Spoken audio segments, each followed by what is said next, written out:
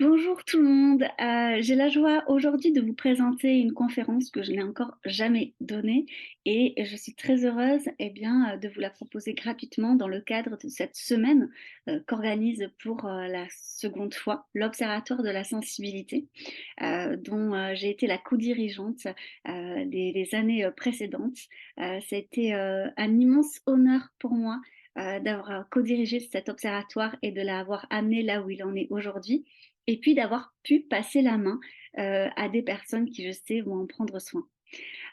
Donc cette semaine, vous avez pu déjà le voir, nous sommes organisés avec certains professionnels de l'Observatoire pour vous proposer du contenu lié à la sensibilité. Vous ne me connaissez peut-être pas, donc je vais aussi me présenter. Moi, c'est Élodie Crépel. Alors effectivement, je suis assez présente sur les réseaux. J'écris des livres, donne des conférences, mais également je forme des professionnels sur les sujets des neuroatypies en général et plus précisément sur le haut potentiel intellectuel et le haut potentiel sensible. Car oui, l'hypersensibilité est avant tout un haut potentiel. Et j'espère que cette semaine, avec les multiples conférences qui vous ont été données et qui vont paraître à la suite, vous allez pouvoir percevoir votre sensibilité autrement. Aujourd'hui, de mon côté, moi, je vais vous présenter la femme atypique parce que c'est vraiment un sujet très particulier dans le sens où les femmes ont souvent beaucoup plus de mal à parler de leur atypie. Alors, elles ont plus de facilité à parler de leur sensibilité, mais beaucoup moins des autres.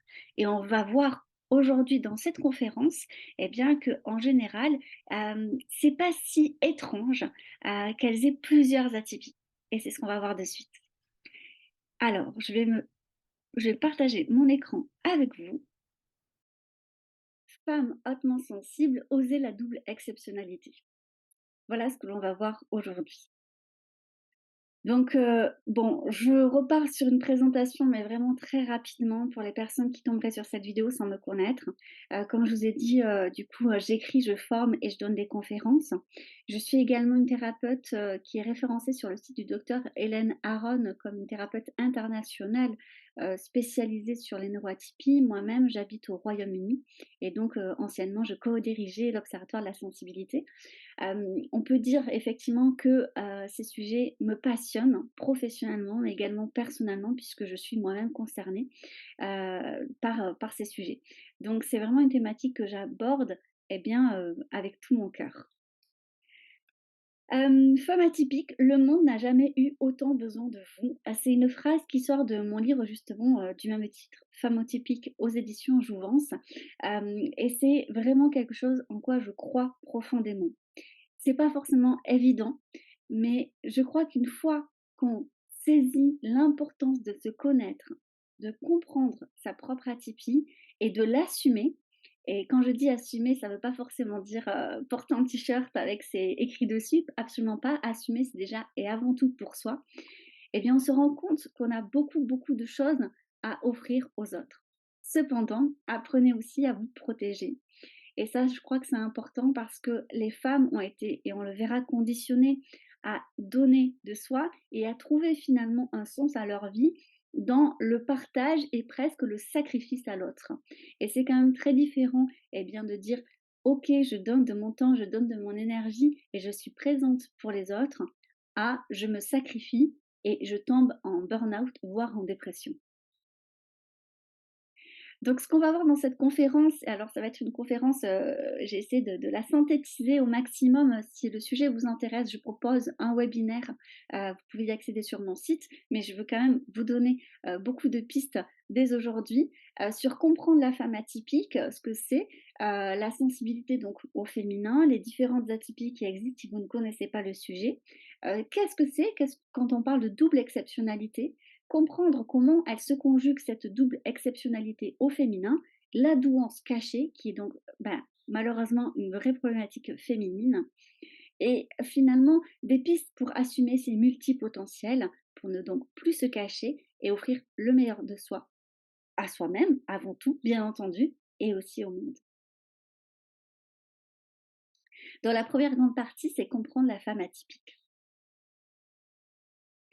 Rappelons qu'aucune personne hypersensible ne ressemble à une autre. La sensibilité est colorée par la personnalité, mais aussi par l'histoire, les croyances, les rêves et les peurs des hypersensibles. Ça aussi, c'est quelque chose que, vous avez peut-être entendu parler de ma part si vous suivez mon travail ou si vous avez déjà lu, certains de mes livres, parce que c'est quelque chose qui me semble important de rappeler aujourd'hui. Dans le sens où, non, les hypersensibles ne se ressemblent pas. Ça serait très compliqué de trouver, une liste commune où tous les hypersensibles vont tout cocher. Ça fonctionne pas comme ça et heureusement. D'autant que les atypies sont vraiment colorées par rapport à tout notre vécu. Que ça soit l'éducation qu'on a reçue, la culture ou encore les expériences ou les rencontres que nous avons fait, que nous allons faire et que nous avons fait. Ça va aussi dépendre de notre âge et de l'expérience que nous avons dans nos vies, en fait, tout simplement. Et je pense que si vous comparez avec, qui vous avez été, il y a quelques années, vous voyez que peut-être vous ne vivez pas et vous ne ressentez pas votre sensibilité de la même manière. Et donc selon à l'étape à laquelle on est et l'étape, il n'y a pas de meilleure étape qu'une autre, si ce n'est peut-être juste d'être bien avec soi, on peut se rendre compte qu'on ne va pas vivre la même chose avec les mêmes intensités. Et je crois que c'est important de le rappeler aujourd'hui. Je vais aussi vous rappeler quelques chiffres. On ne sait jamais, ça peut être utile. On estime entre 20 et 30 de personnes qui seraient hautement sensibles. Donc ça concerne, eh bien, vraiment là, la haute sensibilité, donc le haut potentiel sensible, l'hypersensibilité ou encore l'ultrasensibilité, ce sont en fait, vraiment quelque chose qui est tout au long de sa vie. C'est-à-dire, nous naissons ainsi et nous mourrons ainsi. Donc c'est ce qu'on appelle une neuroatypie. C'est-à-dire que, eh bien, c'est un fonctionnement cérébral différent. Ça concerne autant les hommes que les femmes, même si dans nos sociétés, on tend à croire qu'il y a plus de femmes hautement sensibles que d'hommes. Ce n'est pas vrai. On croit également souvent que les personnes hypersensibles sont introverties par nature. Là encore, c'est totalement faux. Les dernières études démontrent qu'il y a finalement un tiers d'introvertis, un tiers d'extravertis et un tiers d'ambivertis. Être ambiverti, ça veut dire de temps en temps introverti, de temps en temps extraverti, c'est entre les 2, c'est un peu des 2. Voilà. Et ça, c'est important parce que souvent, on ne détecte pas forcément l'hypersensibilité chez les personnes extraverties ou ambiverties. Parce qu'on a vraiment cette idée reçue que les personnes hypersensibles sont introverties. C'est faux. Bien sûr, vous le savez maintenant, mais je pense que c'est très important de le rappeler. Grâce au docteur Saverio Tomasella, le 13 janvier, c'est la journée internationale de la sensibilité. Ça veut dire que, eh bien, on essaie de promouvoir la sensibilité de manière positive. Et ce qui nous intéresse, eh bien, dans cette conférence, c'est bien sûr cette double exceptionnalité dont je vais vous parler. Elle concernerait jusqu'à 10% eh bien, de la population des hypersensibles. Alors la sensibilité au féminin, qu'est-ce que c'est? Donc là, je vous fais quelques petits points, comme je vous ai dit, j'essaye de vous faire ça de manière très synthétique. Déjà, la première chose que je voudrais dire, c'est qu'on souvent on confond et c'est normal parce que, bah, quand on n'est pas des professionnels du domaine, on peut être amené à tout confondre lorsqu'on lit des livres. L'hyperémotivité, l'hypersensibilité traumatique et le haut potentiel sensible. L'hyperémotivité, tout le monde peut être hyper émotif, à des phases, de sa vie, quand on vit des choses difficiles, par exemple après un trauma ou un deuil, eh bien, on peut avoir une grande hyperémotivité. On peut également, en tant que femme, connaître ça, eh bien, mensuellement, lié aux hormones. Effectivement, il y a, voilà, des phases comme ça cycliques d'hyperémotivité. Mais ça ne fait pas de cette personne, de cette femme, une personne, en fait, avec un haut potentiel sensible. L'hypersensibilité traumatique, ça veut dire que à une phase de votre vie, vous allez avoir une hyperémotivité, des hyperesthésies, donc c'est-à-dire que certains de vos sens vont être exacerbés parce qu'il y a eu un trauma, il y a eu une difficulté. Prenons l'exemple de quelqu'un qui vit une rupture, il peut passer par une phase de grande hypersensibilité où eh bien, un rien va être difficile finalement d'une certaine manière. Il va plus se reconnaître au niveau de ses émotions, il va se sentir, ça va prendre beaucoup, beaucoup, beaucoup d'intensité. Il peut, parce qu'il est fatigué ou cette personne est fatiguée, eh bien, être plus sensible à la lumière, au bruit, bref, c'est un ensemble. Et on peut parler d'hypersensibilité, mais temporaire. Ce n'est pas le sujet ici. Le sujet, c'est vraiment du haut potentiel sensible et ce qu'on appelle plus communément l'hypersensibilité ou encore l'ultrasensibilité. C'est vraiment quelque chose d'inné qui va rester tout au long de sa vie. Et on n'est pas censé en souffrir parce qu'en fait, le cerveau est câblé pour. Bien entendu, quand on vit dans une société hyposensible, ça génère quelques difficultés, on est d'accord. Une problématique, c'est d'assimiler ça à la fragilité, à la faiblesse, voire carrément, d'être vu comme une pathologie. C'est ce que je regrette encore dans le milieu francophone et je peux également voir énormément la différence, moi qui vis au Royaume-Uni, il y a vraiment une différence de vision là-dessus. C'est-à-dire qu'encore en France, je vais parler plutôt de la France puisque j'y ai vécu quand même, énormément d'années, contrairement à d'autres pays francophones, c'est-à-dire qu'on a encore même des professionnels qui vont vouloir soigner ça, qui vont en fait pathologiser la haute sensibilité. Ce n'est pas le cas, ce n'est pas une pathologie, ça ne se soigne pas. Et essayer de soigner ça, c'est finalement nier une partie de soi et être en guerre contre soi, ce qui n'est pas du tout épanouissant. Au contraire, on va camoufler, mais au point où on va s'étouffer en fait. Donc à un moment donné, ça va exploser ou imploser. Et non, la sensibilité n'est pas une fragilité, ce n'est pas une faiblesse. Alors après, on est plutôt dans un monde, en général, effectivement, qui va faire passer les émotions comme une fragilité, mais ça n'en est pas du tout une. Et une personne qui assume totalement son haut potentiel sensible a justement une très grande force interne.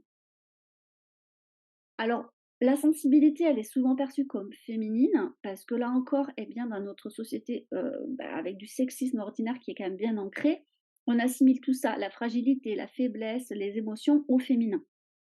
Mais les hommes ressentent tout autant leurs émotions. C'est tout simplement parce que lorsqu'ils sont petits, on a tendance à leur dire pleure pas, t'es un garçon, ne fais pas ta fille, ce genre de choses qui vont conditionner les petits garçons à camoufler et à mettre vraiment, comme moi je dis, un, un couvercle en fait sur leurs émotions. Il faut savoir que la sensibilité évolue. Bien sûr, elle va évoluer selon, le genre, puisque comme je vous disais, eh bien, la petite fille, on va plutôt mettre en avant le fait qu'elle soit douce, délicate, calme, posée. On veut l'expliquer pour la soigner à tout prix. C'est ce que je vous disais, c'est qu'il y a un mix aussi avec les hormones. Je pense que ça démontre juste le malaise de la société envers les émotions en général. C'est-à-dire qu'une personne hyper émotive, de base, on se dit: «Elle a un problème». Il faut l'aider, il faut la soigner. Il faut absolument qu'elle soit eh bien, qu'elle rentre dans le moule de la société. Alors qu'on est quand même dans une société qui est justement malade et qui ne comprend pas, en fait, ce qu'est le propre de l'être humain, c'est-à-dire posséder et comprendre les émotions pour pouvoir les accueillir. Je rappelle quand même que les émotions, elles ne sont ni négatives ni positives, ce sont en fait des alertes, qui vous expliquent votre fonctionnement. Être à l'écoute de ces émotions, ça vous permet de comprendre à la fois vos valeurs et vos besoins et d'y répondre au mieux. Bref, ce que je voudrais aussi rappeler, c'est qu'au moins dans tout ça, même s'il y a beaucoup de conditionnements, la femme a cet espace dans la sensibilité que l'homme malheureusement n'a pas. Je vais quand même me concentrer, dans cette conférence sur, les femmes. Je laisse, eh bien, aux hommes de parler, peut-être un peu plus d'eux, si jamais je trouve que c'est toujours intéressant que ça soit les hommes qui parlent d'eux-mêmes, et de ce qu'ils vivent, en tant qu'hommes dans cette société qui ne prône pas la sensibilité et encore moins au masculin. Donc la notion de genre, vous l'avez vu, elle est quand même importante. Ce qui est important, c'est pas effectivement, de rentrer dans, le pour ou le contre, mais de saisir en fait à quel point, on est soumis au sexisme, qu'on le veuille ou non. Et d'autant plus le sexisme ordinaire puisqu'en fait, il rentre en nous comme une norme. Heu, mais la sensibilité, c'est aussi un sujet socio-anthropologique. Les atypies sont un sujet socio-anthropologique avant tout. C'est pas un sujet médical en soi. Cela le devient, mais cela ne l'est pas. En réalité, les personnes atypiques se sentent différentes d'une norme donnée et ce, en général, dès tout petit. On peut ne pas en souffrir, mais il y a comme un sentiment de décalage malgré tout et c'est ce qu'on retrouve beaucoup dans les témoignages. Il y a une notion de genre également chez la femme, beaucoup plus que chez l'homme sur le corps qui appartient à l'autre et cette sensibilité, on le ressent également en tant que femme.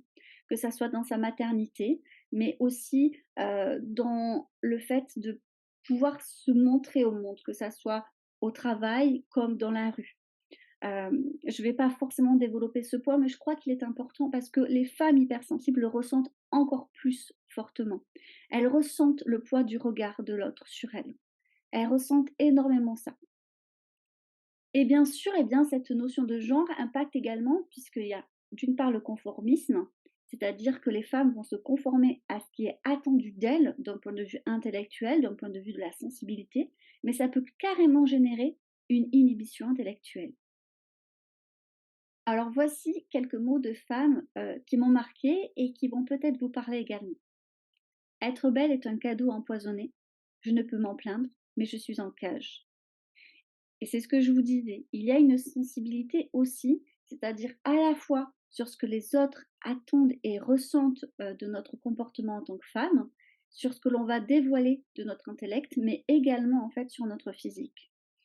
Et je trouve que c'est intéressant de dire que lorsqu'on est une femme et qu'on peut correspondre à des critères de beauté culturels, eh bien, on a ce poids de se dire il y a le regard de l'autre, mais on ne peut rien en dire parce que ben, comme on est considéré comme jolie, comme belle, comme attirante, on doit se satisfaire de ça et même en être eh bien, contente, fière et d'une certaine manière, on doit en être flatté. Et ce n'est pas toujours le cas. Et j'ai pu recevoir beaucoup de femmes qui en témoignent en ce sens, et lorsqu'elles sont en plus hypersensibles, ça génère une véritable souffrance parce que il y a comme un glissement avec cette sensation de dire mais en fait je ne m'appartiens plus. J'ai la sensation que mon corps et ce que je représente appartient aux autres, que ce soit les hommes comme les femmes. Autre témoignage, les gens semblent toujours surpris quand je dis quelque chose d'intelligent. Alors, ça, c'est une phrase qu'on a pu me dire autrement également. Aussi, il y a ce côté de j'ai toujours la sensation de passer pour une idiote. J'ai toujours la sensation, d'être folle, heu, ou bête, ou stupide, enfin bon, qu'importe le terme que vous mettez derrière. Et ça vient beaucoup plus chez les femmes que chez les hommes. Comme si c'était surprenant finalement chez les femmes, eh bien, c'est comme si on ne les attendait pas sur ce terrain-là. C'est quand même fou, non? Voici les différentes sortes d'atypies que l'on connaît aujourd'hui, mais comme j'aime à dire, soyons très humbles, dans ce, domaine-là, des neuroatypies parce qu'il est fort possible que dans quelques années, on en découvre de nouvelles, mais comme ce que l'on ne nomme pas, eh bien n'existe pas, possiblement, certaines nous échappent. Donc il y a la douance, que l'on nomme encore comme haut potentiel intellectuel, HPI. Vous avez le terme zèbre aussi de Jeanne Sofachin qui est apparu, ou encore les phylocognitifs de Fanny Nussbaum. Tous ces termes veulent dire finalement la même chose, c'est-à-dire que la personne est surdouée. Le TDAH, qu'on entend de plus en plus parler en France, donc c'est tout ce qui est effectivement les troubles liés à l'inattention et ou à l'hyperactivité, ce n'est pas toujours en lien. Là encore, on en parle souvent chez les enfants. Je trouve que c'est dommage parce que, comme c'est une neuroatypie, vous l'aurez compris, c'est de la naissance jusqu'à la fin et en réalité, ça reste une fois adulte également. Les TSA, alors après, donc ça, c'est l'autisme en général. Maintenant, on parle de spectre de l'autisme parce qu'on se rend compte que c'est très, très, très large et que ça regroupe énormément de choses. Parfois, on entend encore le mot Asperger qui est moins usité pour plein de raisons, mais sachez qu'on le met, en fait, intégralement dans la famille du spectre de l'autisme.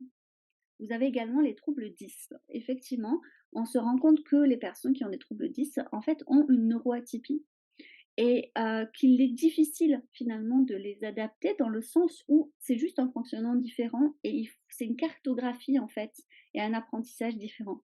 Et on le voit juste comme un handicap, alors même qu'en réalité c'est un fonctionnement différent. Une fois qu'on a compris ça, alors bien entendu ça génère des difficultés, on est bien d'accord, mais on peut prendre ça en considération pour finalement eh bien, adapter au mieux les attentes par rapport aux 10. Et bien sûr la haute sensibilité dont on parle aujourd'hui et toute cette semaine dans ces conférences au sein de l'Observatoire. Alors, je crois que c'est important de dire que toutes ces atypies, il faut arrêter avec les idées reçues, les clichés, pardon, il y a marqué cliquer, ou en général, en fait, ça ne correspond pas à une norme. Vous n'allez pas trouver un surdoué pareil qu'un autre.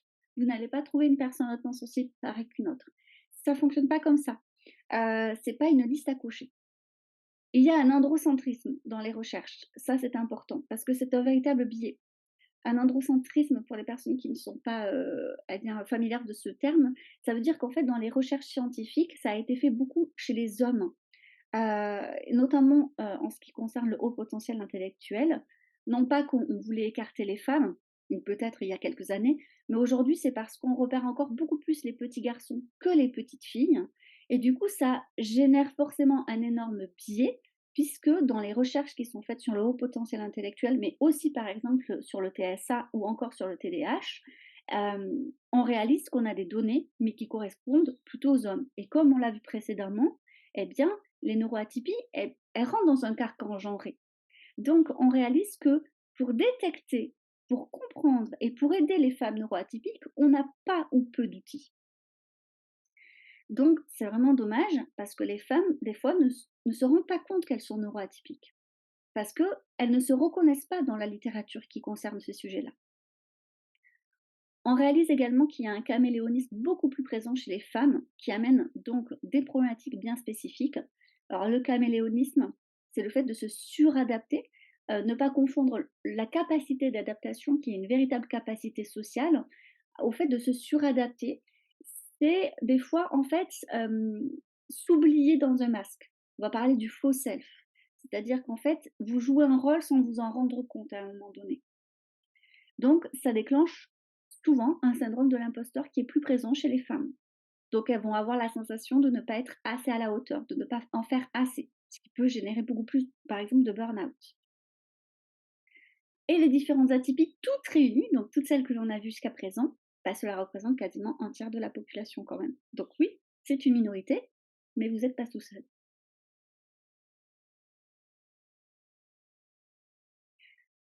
Ça fait des nœuds dans le cerveau. C'est ce qu'on me dit souvent. Et je trouve que c'est joli à dire. Parce qu'un nœud, eh bien, finalement, c'est toujours intéressant un nœud parce qu'on peut dénouer un nœud. On peut revenir à la source du nœud.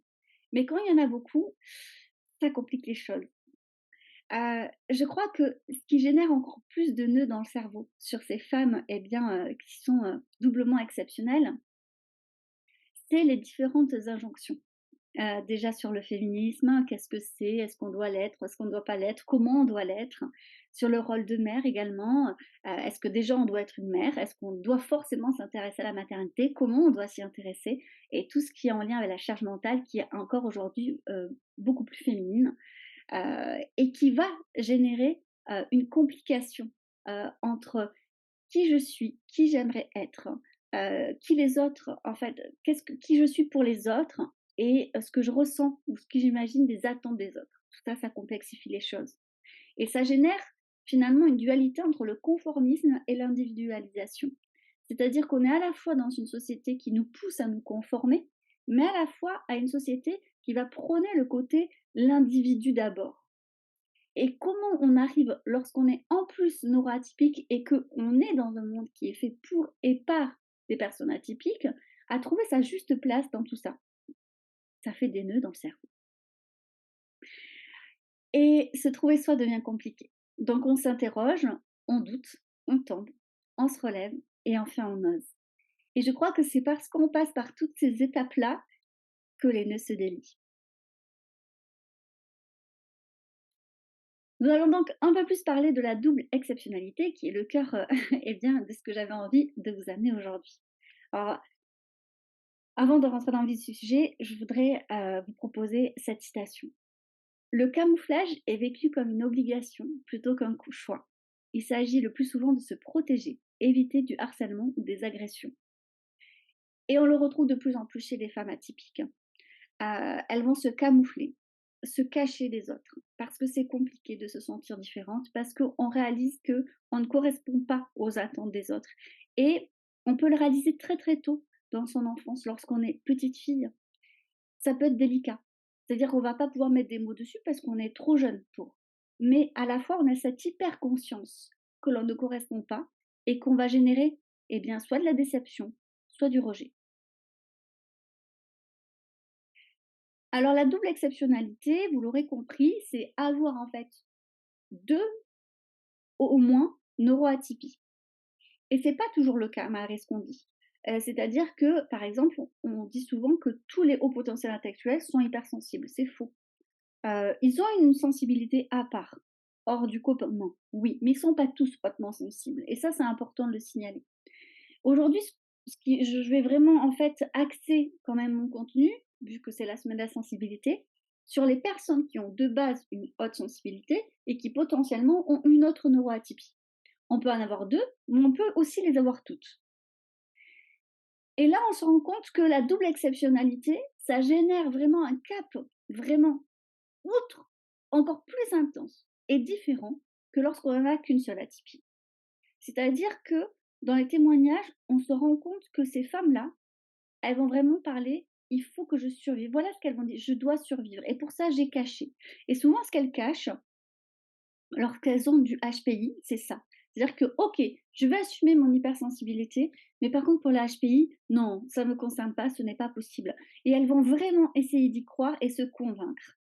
Elles vont avoir beaucoup plus de mal à parler de leurs nuances, contrairement par exemple versus les hommes qui auront plus de mal à parler de leur sensibilité. Ça va générer une véritable inhibition intellectuelle, c'est-à-dire qu'elles vont faire en sorte, réellement en fait, de cacher leur intelligence, de peu exposer en fait lorsqu'elles ont raison. Donc ça peut commencer très jeune, par exemple ne pas oser lever la main en classe, par peur de donner la bonne réponse. Ça peut également effectivement, une fois qu'on est au travail, se dire: «Bon, je vais encore passer pour la chieuse de service si j'ose dire que ça ne va pas fonctionner», alors que ça ne fonctionne pas. Et donc ça peut générer un complexe de l'albatros. Alors si vous ne connaissez pas ce complexe, je vous laisse aller voir, et bien sur internet ou dans mon livre Femmes atypiques où j'ai fait vraiment tout un chapitre là-dessus parce que, le but étant de comprendre d'une certaine manière, comme le poème de Charles Baudelaire, parce que ça vient de là, qu'une personne, et notamment cette femme atypique, si elle n'est pas mise dans le bon environnement, eh bien, elle ne peut pas s'épanouir et elle ne peut pas s'envoler, en fait. Donc, elle se coupe les ailes.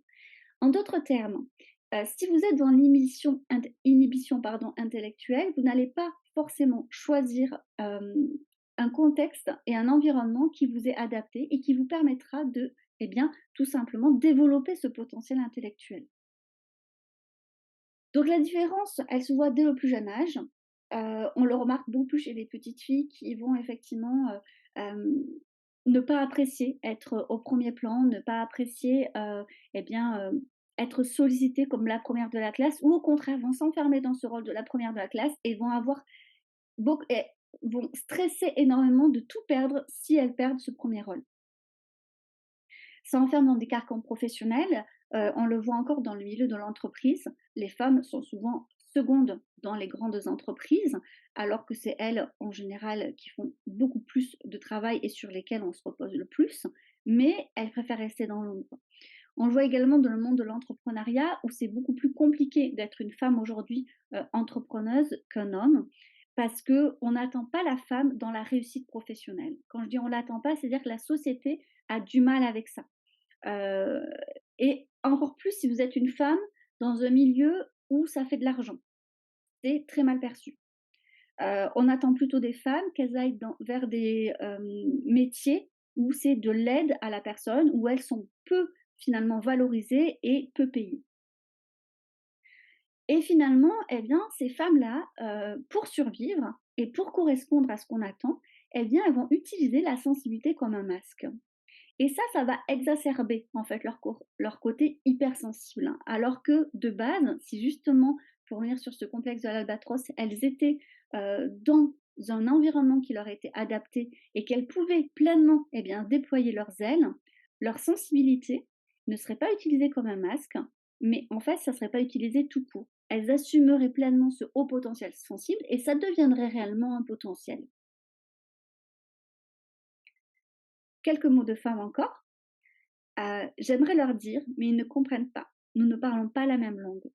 Il y a beaucoup de femmes qui ont la sensation effectivement de parler une langue qui est différente, des autres et qui ne se sentent pas du tout comprises et à un moment donné, lorsqu'on ne se sent pas compris, si vous allez dans un pays dont vous ne parlez pas du tout la langue, vous allez arrêter de parler et pire encore, vous allez arrêter, en fait, d'essayer de communiquer avec les autres. J'aimerais trouver ma place. ne plus me sentir hors case. Si ces phrases vous parlent, je crois qu'il est important de trouver des professionnels qui sont formés, à ces sujets parce qu'il ne faut pas vous sentir seul. J'ai créé un club de femmes atypiques pour ça, parce que beaucoup, justement, avaient la sensation de ne pas trouver dans leur entourage des personnes qui pouvaient pleinement les comprendre. Et c'est beau de voir à quel point on peut se connecter entre nous et à quel point on peut s'aider, justement. Et j'aimerais vous dire aujourd'hui, si vous écoutez cette conférence, que c'est possible. C'est totalement possible. Osez, osez. Alors comme je vous disais, il y a vraiment ce côté qui, moi, surdouée, heu, les femmes ont beaucoup, beaucoup de mal à légitimer cette part-là et elles vont souvent se cacher, derrière cet effet Barnum dont on parle souvent, et elles ont cette crainte d'ailleurs de dire alors l'effet Barnum, très rapidement, c'est de croire que certaines caractéristiques nous correspondent alors que pas du tout. C'est en bref, si vous lisez, la description de quelque chose, c'est se dire: «Ah mais c'est totalement moi», alors qu'en fait, cette description est très large et très générale et pourrait correspondre à tout le monde. Prenons un exemple assez bateau, lorsqu'on dit: «Les surdoués n'aiment pas l'injustice», très honnêtement, je connais peu de personnes qui apprécient les injustices, surtout si ça les concerne. Mais ça fait pas de toutes ces personnes, des gens, avec un haut potentiel intellectuel. Et donc ces femmes, lorsqu'elles lisent, eh bien, les généralités, dont on peut parler sur, la douance, elles vont avoir peur de se dire: «Ça me correspond, ce n'est pas possible», pour plein de raisons. Déjà parce que je n'étais pas bonne à l'école, je n'ai pas un bon, salaire aujourd'hui, il y a quoi encore? Ne je vois bien que mon conjoint, ça on dit souvent: «Mon conjoint est beaucoup plus intelligent que moi», je ne suis pas bonne en maths, il y a aussi ça, je n'ai pas une bonne mémoire, enfin tous ces clichés en fait sur la douance, elles vont s'en servir pour s'auto-convaincre que ça ne les concerne pas. Et en fait, le plus souvent, elles se découvrent à travers leurs enfants, parce que leurs enfants ont été, eh bien, détectés. Comme il y a une part génétique, on est en droit de dire bon, ben, peut-être que ça vous concerne vous ou l'autre parent, ou les deux. Et dans les couples hétérosexuels, la femme aura tendance à dire ah ben c'est sûr, c'est le papa.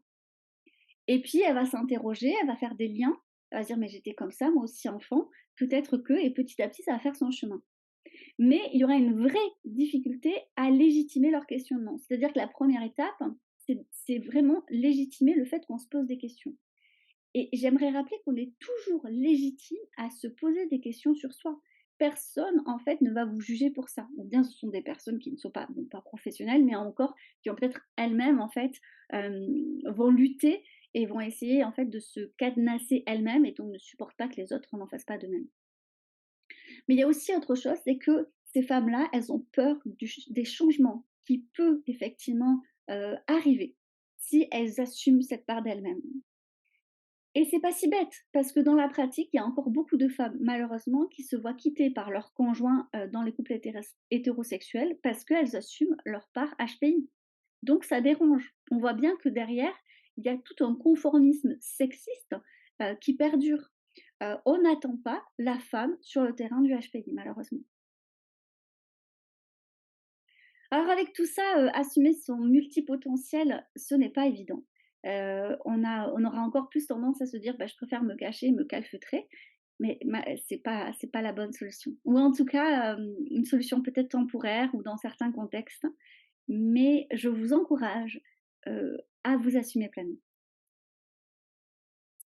Se sentir profondément accepté, tel que l'on est, de manière inconditionnelle, donne la force de faire face aux personnes qui souhaiteraient nous voir trembler, tomber et échouer. Et je crois que c'est ça le plus important, c'est-à-dire que plus finalement on va vers soi et plus on va trouver l'entourage, que ça soit le contexte, l'environnement, mais aussi les personnes qui nous correspondent réellement. Et ça fait un grand changement. Et je vous le souhaite tellement. Alors assumer ses multipotentiels.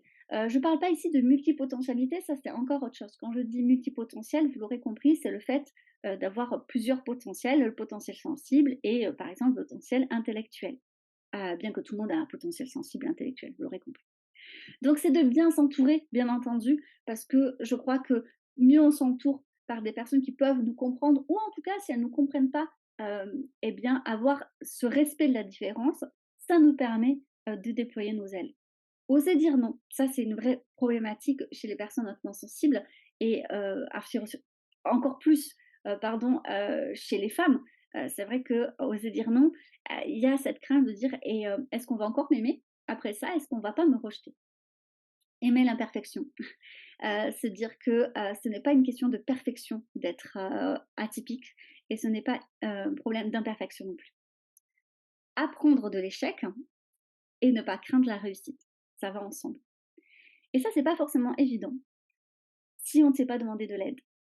Donc soit demander de l'aide autour de vous, soit demander de l'aide auprès d'un professionnel ou d'une professionnelle qui connaît ces sujets et qui sera à même de vous accompagner pour justement pouvoir assumer vos potentiels et pouvoir faire le tri, aller vers vous-même et non pas vers ce qui est attendu ou ce que vous avez la sensation que les autres attendent de vous. Ça commence aussi par prendre soin de soi. Et ça, c'est un long travail. Donc comme je vous ai dit, c'est vrai que les femmes, au début, je vous l'ai dit de cette conférence, sont plutôt dans le sacrifice, hein, et vont avoir tendance vous savez cette, métaphore mettre son masque à oxygène pour soi, pour pouvoir le mettre à celui des autres dans l'avion. Le souci dans cette phrase, il réside dans le fait que la femme, elle se dit: «Ah oui, oui, bon d'accord, je veux bien le mettre pour moi, mais c'est parce que je vais le faire pour les autres». Alors que ce qu'il faudra apprendre à faire, c'est déjà je le mets pour moi, juste parce que en fait, moi aussi je mérite d'avoir un masque à oxygène en fait, déjà, de base. Et après, c'est sûr que si on l'a et si on a assez d'oxygène soi, eh bien c'est plus facile d'en donner pour les autres. Donc pas forcément pour prendre soin des autres. Prendre soin de soi, c'est pas forcément dans l'idée toujours de prendre soin des autres, c'est aussi juste pour soi. Pas de manière neurotypique. Qu'est-ce que j'entends par là? C'est parce que souvent, quand on dit: «Prends soin de toi», eh bien, la femme neurotypique se dit: «Qu'est-ce que c'est prendre soin de moi?» Et là, on va regarder autour de soi et ça va peut-être être des choses qui vont pas nous parler. C'est peut-être aussi pour ça qu'on ne le met pas en place. Parce que ce qui est véhiculé, à la télé, dans les médias, dans le magazine ou auprès des proches ou des collègues, autour, d'un bon café, ce sont des exemples qui ne nous correspondent pas. Et parfois, on va avoir tendance à culpabiliser, à se dire, «Ben, en fait, c'est vrai que moi, ça me fait pas du bien ça, ça, ça. Peut-être parce que j'arrive pas à prendre soin de moi, peut-être que je m'aime pas assez». Mais c'est peut-être pas ça le problème. Peut-être que vous n'avez pas trouvé votre manière à vous de prendre soin de vous, de ce qui vous fait du bien à vous. Et je vous encourage justement à vous dire que peut-être que la manière dont vous prenez soin de vous est différente des autres et c'est OK. C'est votre manière à vous neuroatypique.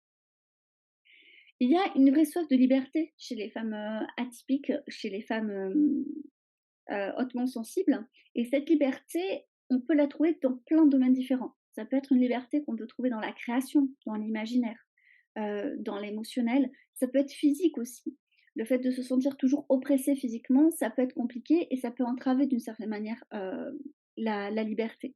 Je me souviens d'un témoignage d'une femme qui disait: «Je n'ai pas le choix de la manière dont je dois m'habiller dans mon travail et ça m'oppresse».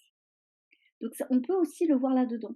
Et on ne le réalise pas toujours pleinement. Le fait de le réaliser, alors peut-être que parfois on ne peut pas changer, on va peut-être pas quitter un travail qui nous plaît, mais on peut trouver justement des solutions et des astuces pour répondre et pour satisfaire ce besoin autrement. Il y a une véritable faim intellectuelle, et ça on n'en parle pas toujours, puisque comme il y a une inhibition intellectuelle, la femme atypique ne va pas forcément se nourrir intellectuellement comme elle en aurait besoin.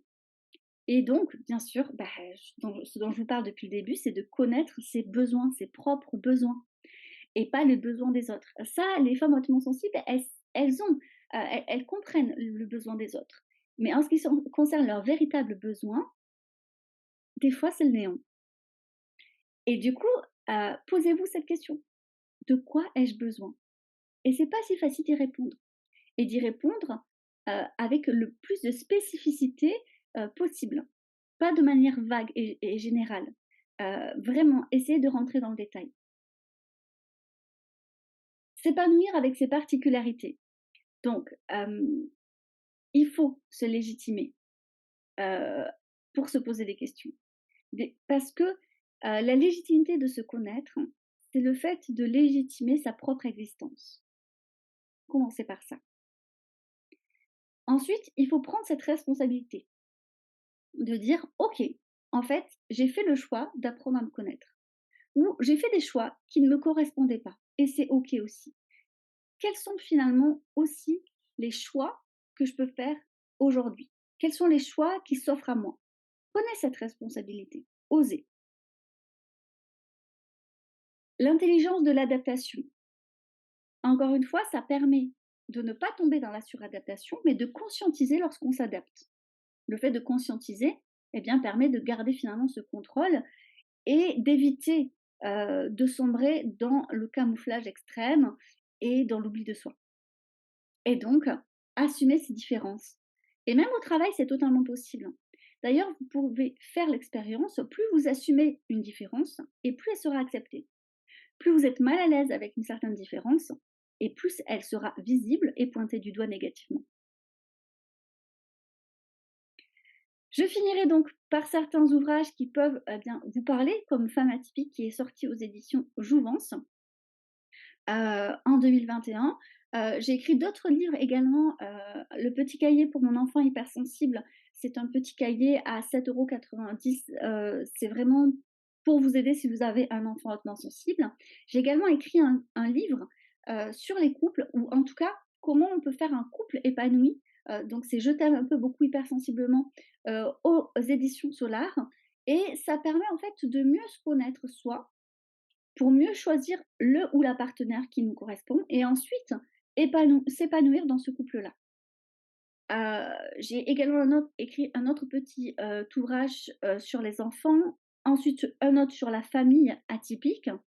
J'ai également fait un petit coffret pour vous aider si jamais vous avez des difficultés avec vos émotions. C'est un coffret ludique avec des cartes à tirer pour vous aider à comprendre ces émotions de manière positive.